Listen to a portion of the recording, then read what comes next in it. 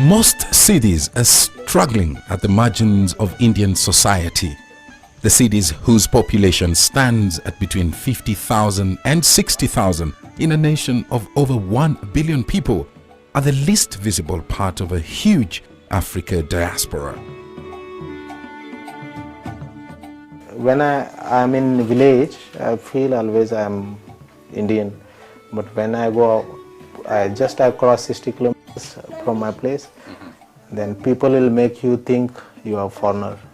The Siddis, whose features are remarkably African, live across India, where we came face to face with abject poverty. Impoverished and outcasted, they have remained racially intact.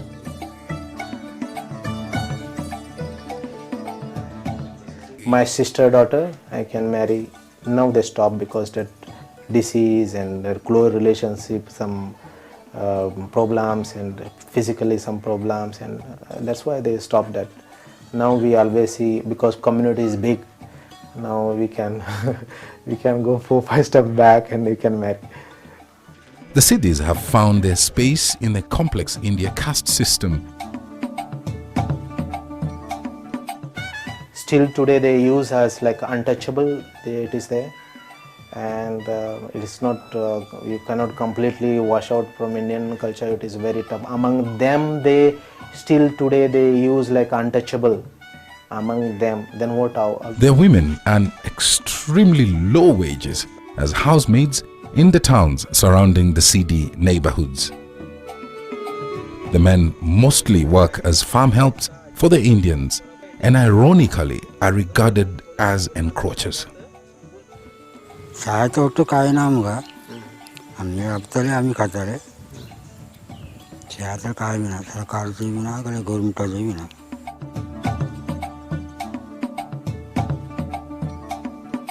For centuries, they have lived in the forest, unknown to many across the rest of the world, shunned and almost forgotten. The Siddis' arrival can be traced back to the 10th century, when many came aboard the dhows of Arab merchants who traded with kingdoms along India's west coast. The Arabs are believed to have captured the Siddis after raids on coastal Bantu villages in East Africa. The Siddis were very successful as fighters, sometimes usurping power from the rulers. Between the 18th and 19th centuries, during the plagues, they escaped into the forest and settled near water catchment areas where they still live to date. Historically speaking, they are from East Africa, and during slavery they were brought to Goa. From Goa they migrated to the forest of Karnataka, and they have been facing a lot of social, political and economic injustice.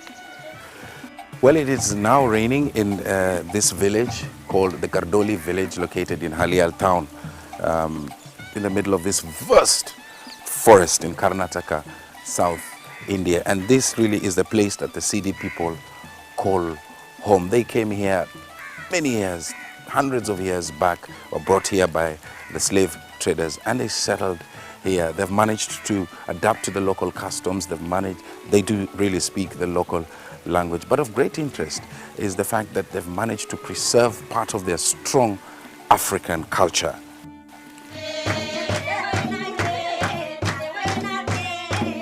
They offer their devotional songs to Baba Gaur, the 15th century saint known to have powers that can cure people of their illnesses.